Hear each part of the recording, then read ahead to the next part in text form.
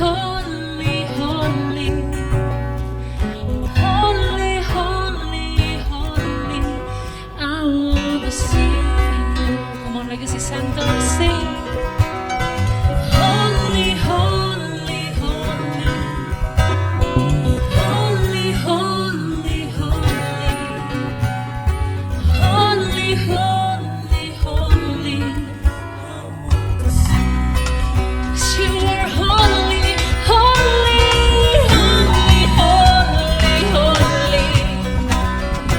Holy, holy, holy. Holy, holy, holy.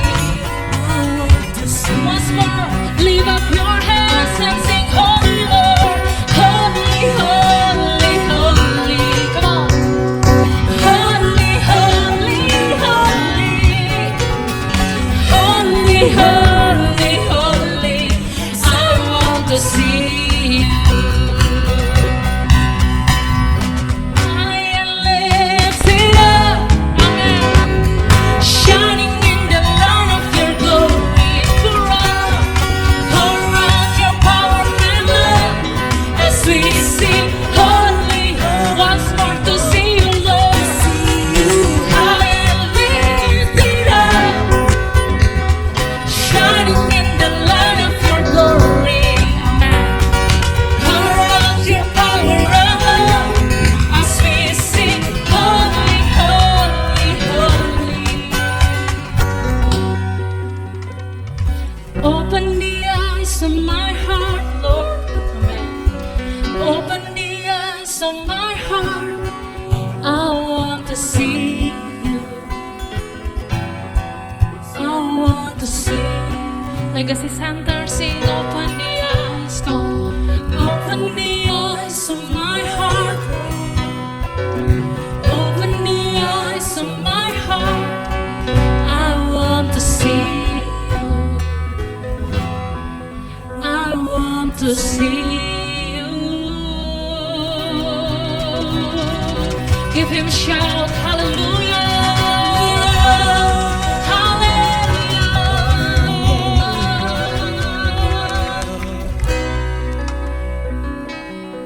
Ini setiap kami, Tuhan. Biar kami melihat Engkau saat ini, dimanapun kami ada.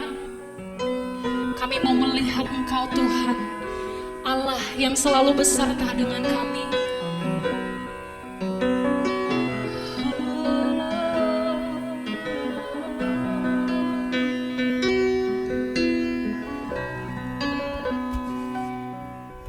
Bapakku datang dan berserah, ku nyatakan Kau yang berkuasa dalam gelap.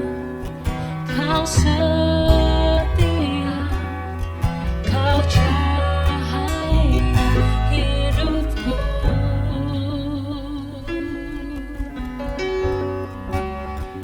Kau kuatkan aku bertahan.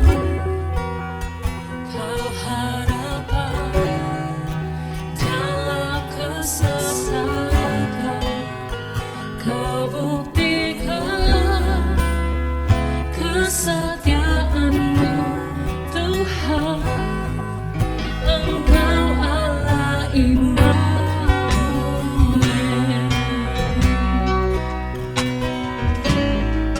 Mari datang, katakan, Bapakku datang untuk menyembah. Ku nyatakan Kau yang berkata dalam gelap.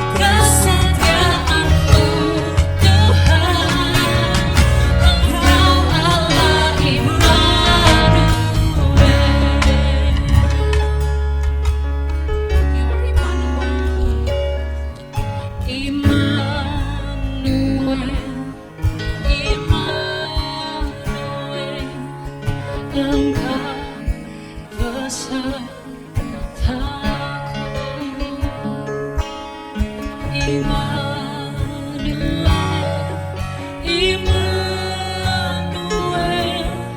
Engkau Allah. Come on church.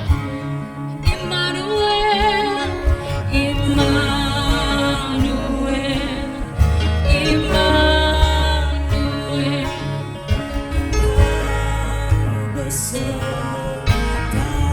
Terima kasih Tuhan. Immanuel, Immanuel. Mari panggil Dia, Allah Immanuel, Immanuel, Immanuel. Engkau besertaku, kami percaya. Immanuel, Immanuel.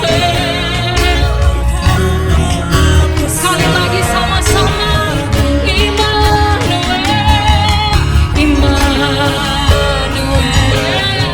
Immanuel. Engkau besertaku. Immanuel, Immanuel. Engkau, mari dimanapun engkau ada, mari dengan tangan yang terangkat sembah Dia. Syaralabayaralabayaralabayaralabay. Allah Immanuel beserta kami saat ini. Kami tidak takut, kami tidak takut, sebab Kau Allah Immanuel beserta kami.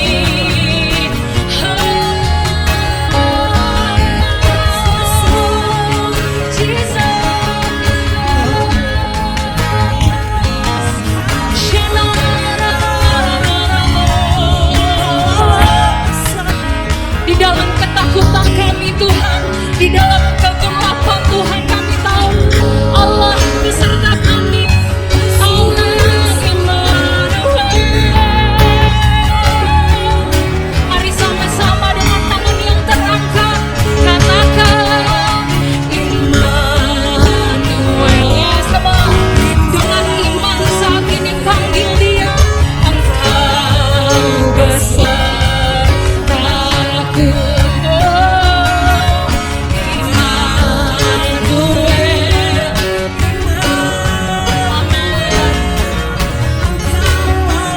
Sekali lagi dengan iman. Immanuel, Immanuel, Immanuel. Engkau besertaku. Immanuel, Immanuel. Engkau Allah besertaku. Sebab Kau yang menguatkan kami. Kau kuatkan aku bertahan. Thank you Lord. Dalam kesesakan Kau buktikan kesetiaan-Mu Tuhan. Engkau Allah. Sekali lagi katakan Kau kuatkan, Kau kuatkan aku bertahan ya Tuhan. Dalam kesesakan Kau buktikan kesetiaan-Mu Tuhan. Engkau Allah Immanuel. Engkau Allah Immanuel. Engkau Allah Immanuel.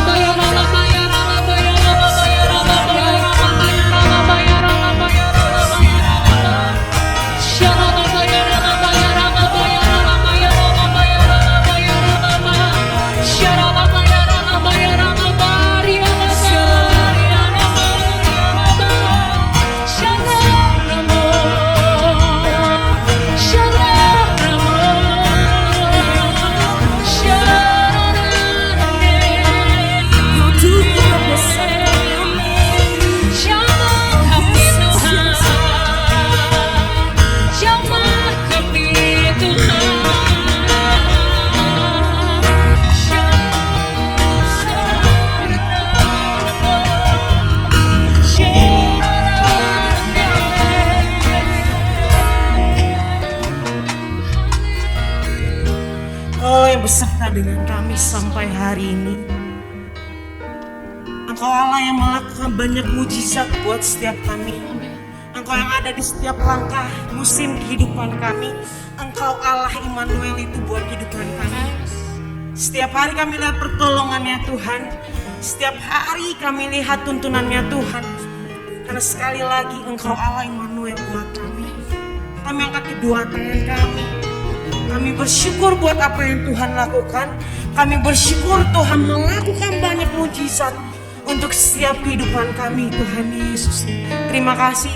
Kami angkat kedua tangan kami. Hari ini kami satukan hati kami. Kami berdoa buat Pastor Niko, Tuhan Yesus. Ya karabo ya rabara. Penyertaannya Tuhan, pengurapannya Tuhan, otoritasnya Tuhan beserta dengan Pastor Niko, Tuhan Yesus. Pengurapannya Tuhan, nubuatan, mujizat itu beserta dengan gembala kami, Tuhan Yesus.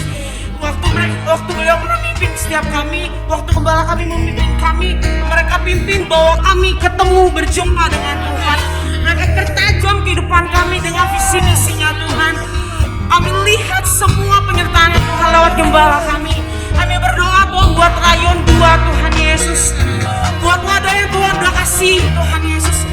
Tuhan berkati rayon 2, berkati legacy center, berkati wadah kami. Wadah di mana kami bertumbuh, wadah di mana kami lihat Tuhan Yesus, wadah di mana kami mengenal Tuhan Yesus. Terima kasih Tuhan Yesus, terima kasih. Lewat wadah ini kami dikuatkan, lewat wadah ini kami semakin bertumbuh dan kenal Tuhan Yesus. Kami berdoa biar lewat wadah ini, lewat setiap ibadah online mereka, lewat setiap banyak anak muda Tuhan Yesus. Terima kasih Tuhan Yesus, terima kasih. Kami angkat kedua tangan kami sekali lagi. Mari sama-sama kita angkat kedua tangan kita. Kita berdoa buat bangsa kita, buat bangsa Indonesia.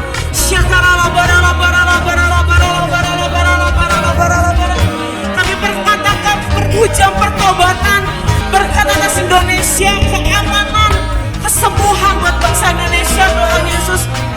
Buat apa yang sudah dialami Indonesia, kami tahu penyertaan Tuhan sempurna. Tangan Tuhan selalu ada buat Indonesia. Berkati Tuhan para presiden Tuhan, dan wakil presiden dan pemerintah sampai ke daerah. Waktu mereka memimpin, kami tahu ada otoritasnya Tuhan. Dan takutlah Tuhan beserta dengan mereka, supaya bangsa Indonesia berjumpa dengan Tuhan, supaya bangsa Indonesia lihat pertolongan Tuhan sempurna atas bangsa kami. Terima kasih Tuhan, terima kasih. Kami berdoa buat generasi kami Tuhan Yesus. Di dalam nama Tuhan Yesus, di dalam nama Tuhan Yesus, Tuhan yang akan pakai generasi kami untuk bawa banyak orang berjumpa dengan Tuhan Yesus. Kami akan lihat banyak anak muda sorak-sorai dan mengenal Tuhan Yesus. Berkati generasi kami Tuhan Yesus, pertajam generasi kami, pakai generasi kami untuk menuai bangsa kami Tuhan Yesus. Terima kasih Tuhan Yesus. Hari ini kami mau duduk diam dengan firman-Mu. Kami berdoa buat pembicara Tuhan, gembala yang Tuhan udah tetapkan. Berkati lidah bibir hamba-Mu, biar apapun yang disampaikan itu ada kuasanya Tuhan, dan Roh Kudus akan mentransformasikan kehidupan kami. Kami percaya Engkau Allah yang beserta dengan kami Tuhan Yesus. Engkau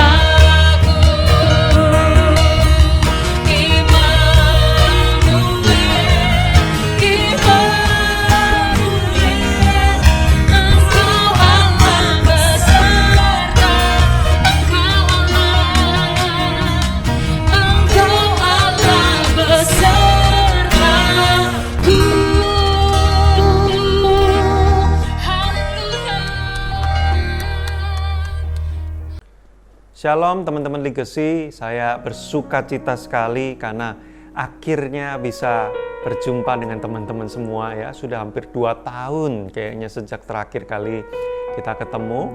Walaupun masih secara online sekarang, tapi saya yakin dalam waktu dekat kita akan bisa ketemu face to face nanti ya. Nah, hari ini saya diminta sharing tentang harta, tahta, dan cinta. Ini kayak judul sinetron ya, harta, tahta, dan cinta. Tapi ini sesuatu yang menarik dan sangat penting sekali untuk kita bahas pada kali ini. Nah, saya ingin membukanya dengan Filipi 3 ayat 17 ya. Ini adalah surat Paulus untuk jemaat di Filipi, saya bacakan. Saudara-saudara, ikutilah teladanku dan perhatikanlah mereka yang hidup sama seperti kami yang menjadi teladanmu. Karena seperti yang telah kerap kali kukatakan kepadamu. Jadi Paulus ini udah sering ngajar dan ngomong, berpesan tentang hal ini. Dan yang kunyatakan pula sekarang sambil menangis. Paulus nih kepribadiannya, personalitinya orang dominan, saudara ya. Paulus ini nggak gampang menangis menurut saya. Karena orangnya cukup berani, tegas, keras gitu ya. Tapi kalau dia sampai menyatakan berkali-kali dan kali ini sampai menangis, berarti terjadi sesuatu yang menyayat hati, yang membuat dia kenapa kok seperti ini ya. Menyatakan sambil menangis, apa yang dia nyatakan? Banyak orang yang hidup sebagai seteru salib Kristus. Apa maksudnya? Dan tentunya dia menunjukkan ini kepada orang Kristen. Karena rupanya Paulus menjumpai banyak orang Kristen hidup sebagai seteru salib Kristus. Apa maksud seteru salib Kristus? Kesudahan mereka ialah kebinasaan, Tuhan mereka ialah perut mereka, kemuliaan mereka ialah aib mereka. Nah ini dia, pikiran mereka semata-mata tertuju kepada perkara duniawi. Padahal mereka ini sudah hidup di dalam Kristus, tapi semua kehidupan mereka tuh fokusnya duniawi. Karena kewarganegaraan kita adalah di dalam surga. Dan dari situ juga kita menantikan Tuhan Yesus Kristus sebagai juru selamat. Nah, banyak orang Kristen melupakan bahwa mereka ini warga negara kerajaan surga. Tapi mereka hidup seperti seolah-olah warga kerajaan dunia. Ya, mereka begitu mencintai dunia ini, mereka begitu menyukai dunia ini, sampai mereka melupakan cara hidup kerajaan Allah, bahkan melupakan Kristus yang adalah juru selamat mereka.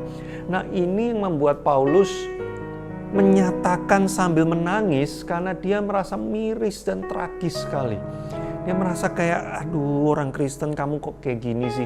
Kamu ini udah dibawa dari kehidupan dunia yang adalah maut rupanya, kepada kekekalan yang penuh dengan kasih karunia. Lah kok kamu malah balik lagi mencintai dunia dan melupakan Kristus sang juru selamat yang membawa engkau dari gelap kepada terang. Nah, ini sebuah keadaan yang tragis sekali, tapi banyak terjadi, membuat Paulus menangis waktu menyatakan ini dalam suratnya. Nah, di 1 Yohanes 2 ayat 15, which is ini orang yang lain lagi, bukan Paulus tapi Yohanes, dia juga menyatakan sesuatu yang menarik. Mari kita lihat di 1 Yohanes 2 ayat ke-15. Ya, Yohanes dalam suratnya berkata, "Janganlah kamu mengasihi dunia dan apa yang ada di dalamnya. Karena jikalau orang mengasihi dunia, maka kasih akan Bapa tidak ada dalam orang itu." Berarti kalau orang tuh cinta dunia, sudah pasti dia nggak cinta kepada Tuhan. Nah, ini yang mengerikan. Kenapa? Karena dia dulunya di dunia, dipisahkan, dibawa kepada kerajaan surga supaya menikmati kasih karunia dalam kekekalan, tapi kok malah dia balik lagi. Nah, ini yang mengerikan ya. Ayat 16, "Sebab semua yang ada di dalam dunia, yaitu keinginan daging, keinginan mata, keangkuhan hidup, bukanlah berasal dari Bapa, melainkan dari dunia. Dan dunia ini sedang lenyap dengan keinginannya, tetapi orang yang melakukan kehendak Allah tetap hidup selama-lamanya." Kalau kita cinta dengan dunia ini, mungkin selama kita hidup di dunia ini terasa menyenangkan. Ya, keinginan mata, keinginan daging, keangkuhan hidup. Ya, menyenangkan sekali, memuaskan kedagingan kita selama kita hidup di dunia. Tapi pertanyaannya setelah itu, apa yang akan terjadi? Nah, Tuhan mengajak kita melihat bahwa hidup kita tuh bukan cuma di dunia ini aja. Di dalam Mazmur, Musa pernah berkata bahwa manusia tuh hidupnya 70 tahun. Kalau kuat dia 80 tahun. Bayangkan saudara, 80 tahun dibandingkan dengan kekekalan. Kekekalan itu bukan 1 miliar tahun, bukan 1 triliun tahun, seterus-terusnya tak terhingga. Dibandingkan dengan 80 tahun, sedikit sekali 80 tahun itu. Tapi orang fokusnya kepada yang kecil, yang sedikit ini, dan lupa bahwa nanti dalam kekekalan itulah hidup dia yang sesungguhnya. Dan dia menikmati 80 tahun puas-puasin kedagingan, keinginan hidup semuanya. Dia lupa setelah itu nanti kekekalan apa yang akan terjadi. Lebih baik kita mengekang daging kita, merasakan sakit, kita nggak bisa mengikuti keangkuhan hidup. Hanya 80 tahun saja. Daripada nanti di kekekalan kita seterus-terusnya mengalami hal yang tidak menyenangkan. Nah, pola pikir inilah yang lewat dari kehidupan banyak orang Kristen, membuat Paulus menangis dan Yohanes sampai harus memperingatkan, jangan kamu mencintai dunia ini. Ya, dunia punya cara untuk menggoda kita pakai yang tadi itu. Keinginan daging, ya, memuaskan desire kita, pengen ini, pengen itu, keinginan daging gitu kan. Kedua, keinginan mata. Lalu ketiga, keangkuhan hidup. Dalam kata lain, bagaimana cara dunia mendistraksi, membuat kita teralihkan dari melihat Kristus. Pandangan kita teralihkan kepada dunia adalah dengan harta, tahta, cinta. Ya. Kenapa orang mengejar harta? Keangkuhan hidup, keinginan daging, keinginan mata kan. Waduh, lihat Instagram, pengen ini, pengen ini, pengen ini. Waduh, nggak ada duitnya nih. Kita harus cari duit sebanyak-banyaknya supaya bisa beli ini. Keinginan mata, keinginan daging, keangkuhan hidup, pamer. Ya, ganti mobil setiap seminggu sekali. Ya, dari Bajai ganti angkot. Ya, enggak lah ya, ganti mobil beneran seminggu sekali. Dipamerkan di Instagram supaya orang berdecak kagum. Wah, ini orang hebat. Keangkuhan hidup. Harta membuat kita bisa menuju kepada keangkuhan hidup ini tadi. Tahta, ya kan, itu keangkuhan hidup juga. Keinginan mata juga, keinginan daging juga. Dengan adanya tahta yang sudah luar biasa, dia bisa merasakan berkuasa, nyuruh-nyuruh orang, pengen ini terjadi, nggak ada orang yang berani ngelawan. Dan juga cinta, karena cinta bisa mendistraksi orang. Cinta bisa membuat orang teralihkan dari Tuhan kepada dunia.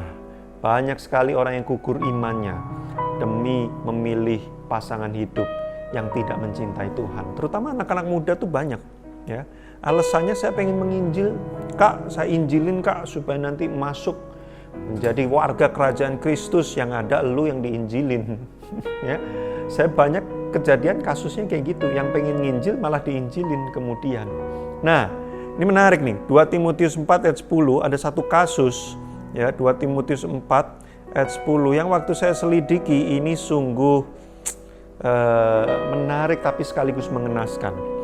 2 Timotius 4 ayat 10, karena Demas telah mencintai dunia ini dan meninggalkan aku. Demas ini siapa? Demas ini adalah rekan pelayanan Paulus yang setara dengan Lukas. Lukas itu dekat sekali dengan Paulus dan menulis banyak kisah-kisah perjalanan para rasul-rasul di dalam kitab Kisah Para Rasul. Nah, Demas itu rekan pelayanan yang setara dengan Paulus. Awal mulanya Demas sangat mencintai Tuhan. Bahkan Demas pernah dipenjara bersama-sama dengan Paulus karena pelayanan. Karena memberitakan Injil, itu ada di kitab Filemon. Jadi Demas ini awal-awalnya sangat luar biasa, saudara. Cinta Tuhan hebat banget, teman-teman. Tapi dikatakan, ya, 2 Timotius itu adalah surat Paulus menjelang terakhir-terakhir hidupnya. Jadi ini sayang sekali. Dalam perjalanan awal bersama dengan Paulus, Demas begitu luar biasa. Tapi di akhir-akhir dikatakan, Demas telah mencintai dunia ini. Mungkin bisa jadi harta, mungkin bisa jadi tahta, popularitas, fame, jabatan, fasilitas, atau mungkin bisa juga karena cinta.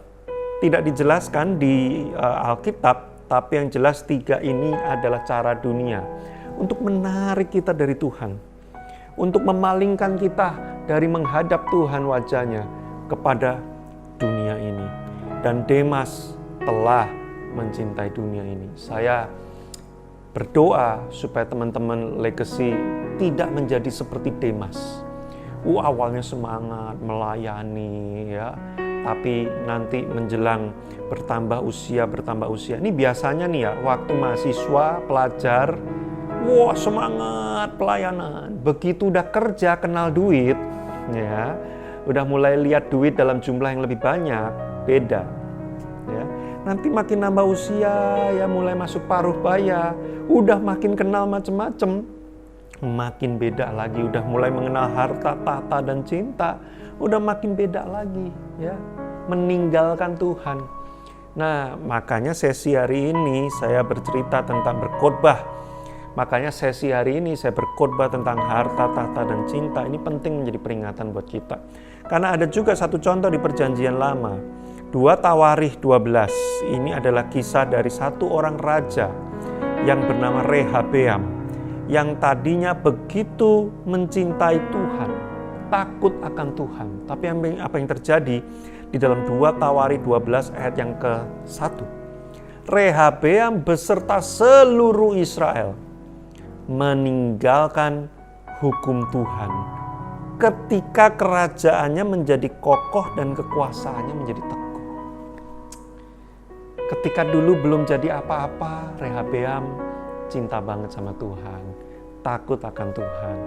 Begitu tahtanya kokoh dan kekuasaannya teguh, dia meninggalkan Tuhan. Ini banyak nih kejadian kayak gini. Dulu belum punya duit, cinta Tuhan, doa terus setiap hari. Banyak duit, jadi ngaco. Dulu masih single, pelayanan sungguh-sungguh hati untuk jiwa-jiwa. Sekarang sudah punya pasangan, udahlah, yang penting aku cinta dia seorang saja. Pelayanan, Tuhan-Tuhanan, gereja-gerejaan, nomor nanti belakangan. Ya, dulu belum jadi apa-apa, masih sederhana, ya, mengasihi jiwa-jiwa, melayani, cinta Tuhan baik-baik. Begitu udah punya kekuasaan, jadi orang hebat, mimpin karyawan 1000 orang, punya jabatan, ya, posisi yang tinggi, ya, lupa dengan Tuhan. Nah, ini sering kali terjadi di dalam kehidupan banyak orang Kristen. Makanya sejak usia muda, kita harus menanamkan di pikiran kita bahwa hidup kita ini cuma 80 tahun, sebentar saja. Jangan sampai karena yang 80 tahun ini, kita di kekekalan nanti nggak menikmati kasih karunia Tuhan. Lebih baik yang 80 tahun ini kita sungguh-sungguh takut akan Tuhan. Menderita dikit lah, ya. Keinginan daging susah, nggak terpenuhi, keinginan mata nggak bisa, keangkuhan hidup ditahan. Tapi nanti dalam kekekalan bersama dengan Kristus sepanjang waktu. Bagaimana supaya kita tidak terjebak kepada harta, tahta, dan cinta ini? Bukan nggak boleh loh ya cari duit ya. Cari duit boleh ya. Kita masih butuh duit. Bukan nggak boleh punya kekuasaan. Dan bukan nggak boleh punya pasangan hidup loh ya. Nanti Legacy jomblo semua seumur hidupnya ya. Karena kata Kak Joshua Iwan Wahyudi ya, harta, tahta, cinta. Jadi kami hidup menjomblo aja. Enggak, saya nggak ngomong gitu ya. Cari duit boleh. Punya kekuasaan, punya jabatan, bagus ya. Karena dikatakan firman Tuhan, terang itu harus ditaruh di tempat yang tinggi. Kaki Dian itu nggak boleh disembunyikan, harus ditaruh di tempat yang tinggi supaya sinar cahaya terangnya memancar ke tempat yang lebih luas. Boleh punya posisi yang tinggi, tapi harta, tahta, cinta itu semua harus dalam covering rohani yang benar. Nah, ini yang saya akan sharingkan pada kesempatan ini. Bagaimana cara covering harta, tahta, dan cinta ini supaya tidak mengalihkan kita kepada dunia. Nah, ada 3 tips praktis yang saya akan sharingkan. Ayatnya saya akan bacakan saja langsung ya, kita nggak usah buka kelamaan, waktu tidak cukup ya. Yang pertama adalah Tuhan harus selalu menjadi acuannya. Kalau teman-teman ingat, kenapa hukum yang terutama adalah kasihilah Tuhan Allahmu. Itu yang terutama. Tidak boleh ada yang menggantikan Tuhan dalam hidup kita. Nah, maka ini acuan yang pertama adalah Tuhan harus selalu menjadi yang terutama dalam hidup kita, apapun keadaannya.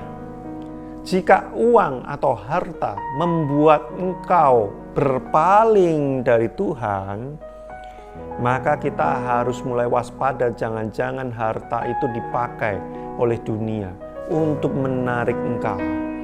Nah, kadang-kadang kita nggak berasa ya kalau lagi ditarik ya.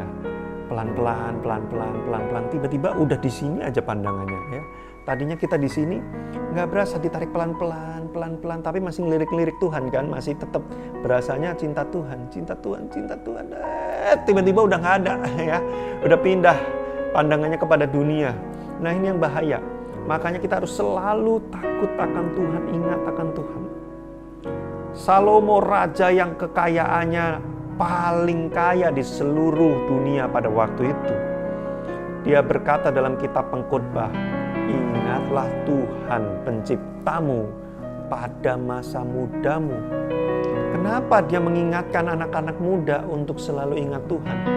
Karena dia bilang dalam satu kitab Pengkhotbah itu, dia bilang semuanya sia-sia bro. 80 tahun kamu hidup dengan gelimang harta kalau kamu tidak punya Tuhan. Kekekalan seterusnya engkau akan mengerikan, sia-sia. Nah, makanya boleh nggak punya duit? Boleh. Cari duit? Boleh. Punya banyak duit? Boleh. Asal tidak membuat engkau meninggalkan Tuhan. Jadi acuan pertama adalah selalu takut akan Tuhan, ingat Tuhan terus, setiap hari ingat Tuhan terus. Makanya kalau nggak pernah doa, nggak pernah baca Alkitab, nggak mau diajak ikut kul, ya, nggak mau ikut ibadah walaupun masih pakai YouTube, online, Zoom, nggak mau ikutan, lama-lama nanti nggak ingat sama Tuhan. Dikasih duit dikit, ya nggak usah banyak-banyak, dikit, kasih duit dikit cepet banget, set, ya. Mungkin kalau Demas nih kayaknya karena dia udah lama pelayanan mungkin godaannya cukup besar gitu ya. Tapi banyak orang Kristen loh, nggak gede-gede amat godaannya. Ya, cuman dikit aja duit langsung set, pindahnya cepet banget gitu ya. Nah, harus selalu ingat kepada Tuhan. Supaya apa? Itu menjadi acuan. Kalau ada harta, kita selalu pakai Tuhan sebagai tolok ukurnya. Ya, jangan sampai harta ini menarik kita. Nah, jadi Tuhan menjadi tolok ukur acuan pertama. Satu. Yang kedua, kebenaran firman. Ya, di dalam Mazmur Daud pernah berkata, firman-Mu itu pelita bagi kakiku, terang bagi jalanku. Artinya apa? Firman itulah yang membuat semuanya itu jadi jelas. Kelihatan mana yang dari Tuhan, mana yang palsu. Saudaraku, iblis itu berkuasa atas seluruh dunia ini. Dia bisa memberikan kita harta. Dia bisa memberikan kita tahta. Dia bisa memberikan kita cinta yang palsu. Sering sekali saya jumpai orang Kristen, wah saya habis diberkati Tuhan nih, saya ganti mobil. Tapi kok habis diberkati Tuhan malah gak makin cinta Tuhan? Itu yang ngasih berkat Tuhan, atau jangan-jangan itu adalah jerat dari iblis lewat dunia ini. Hati-hati. Makanya firman Tuhan itu adalah terang, menerangi, menjadi pelita yang memperlihatkan bahwa ini dari Tuhan atau bukan. Ini sungguh-sungguh berkat atau ini jerat. Nah, jadi bagaimana cara kita bisa membedakan firman Tuhan, kebenaran firman? Kalau engkau ditawarkan harta dengan cara melanggar firman, jelas itu bukan dari Tuhan. Itu adalah jerat dunia. Kalau engkau ditawarkan jabatan tapi engkau harus melanggar firman Tuhan, jelas itu bukan dari Tuhan. Itu adalah jerat dari iblis. Jika engkau mendapatkan pasangan tapi pasanganmu menarik engkau makin jauh dari Tuhan, pasanganmu mengajakmu untuk melakukan hal-hal yang bertentangan dengan firman Tuhan, maka engkau harus berdoa sekali lagi apakah sungguh-sungguh pasangan itu adalah pasangan yang berkenan di hadapan Tuhan. Karena di DM Instagram saya sedih, saudara. Saya mungkin seperti Paulus berkata dengan menangis dalam hati saya. Karena DM yang masuk dalam Instagram saya banyak sekali. Kak, pacar saya ini WLK. Kak, pacar saya ini youth pastor. Kak, pacar saya ini suka khotbah. Kak, pacar saya ini kalau ngomong Alkitab terus. Tapi dia sering ngajak saya having sex, Kak. Waktu saya ajak berhenti, dia nggak mau, dia marah pada saya. Dia ancam-ancam saya. Dia kemudian nggak mau tahu. Saya jadi terintimidasi, jadi akhirnya saya ikutin terus setiap kali dia minta, Kak. Ini mengerikan. Jelas, ini bukan cinta yang dari Tuhan. Kalau cinta dari Tuhan tidak membuat engkau melanggar kebenaran firman. Makanya acuan pertama adalah Tuhan. Kalau sesuatu itu, entah harta, tahta, cinta, membuat engkau berpaling dari Tuhan, jelas itu adalah jerat iblis. Kedua, membuat engkau melanggar kebenaran firman, maka itu juga jelas bukan dari Tuhan. Makanya orang yang nggak pernah baca firman, dia nggak bisa bedain mana yang berkat, mana yang jerat. Lah dia nggak punya pelitanya, semuanya gelap, kelihatannya sama. Teman-teman pernah kan mati lampu, mati listrik, kalau mati lampu pakai saklar, ya. Mati listrik dari PLN, ya, mati listrik gelap total, nggak bisa bedain ini barang apa, ya nggak kelihatan, semuanya kelihatan sama, hitam. Nah, kalau kita nggak punya firman, bagaimana engkau bisa membedakan bahwa ini berkat atau jerat? Makanya penting untuk baca firman. Yang pertama adalah Tuhan menjadi acuan. Kedua, kebenaran firman menjadi acuan. Ketiga adalah komunitas orang percaya menjadi acuan. Kita mengatakan, janganlah engkau menjauhi pertemuan-pertemuan ibadahmu. Dalam artian apa? Pertemuan-pertemuan rohanimu. Pertemuan-pertemuanmu dengan orang percaya. Jangan kau menjauhi komunitas. Karena komunitas atau gereja adalah cara Tuhan untuk menjaga kita tetap ada di dalam kasih karunia Tuhan. Banyak orang Kristen waktu punya duit banyak tinggalin gereja. Waktu punya pasangan tinggalin gereja, tinggalin komunitas. Udah berkuasa, lupa sama gereja, lupa sama komunitas. Sesuatu yang membuat engkau menjauh dari pertemuan orang-orang percaya, walaupun kelihatannya itu baik, itu juga adalah jerat iblis. Makanya saya tuh gampang aja. Beberapa orang yang saya muridkan, kalau dia dapat pasangan, dia lagi cem-ceman gitu ya, belum jadian gitu ya, masih PDKT, tapi pasangannya udah mulai ngajak eksklusif, mulai menjauh dari kami komunitasnya, saya akan langsung warning, kamu doa ulang. Saya ragu dia ini benar-benar berkenan bagi Tuhan. Kenapa? Karena kalau dia cinta Tuhan, dia makin mendorong pasangannya untuk ada dalam komunitas orang percaya dong. Kalau enggak, itu bahaya. Nah, makanya 3 acuan ini saya berikan kepada teman-teman legacy. 1, apakah itu menarik engkau menjauh dari Tuhan? Kedua, apakah itu membuat engkau melanggar kebenaran firman Tuhan? Ketiga, apakah itu menarik engkau menjauh dari gereja, komunitas orang-orang percaya? 1 saja terpenuhi, itu sudah warning yang berbahaya.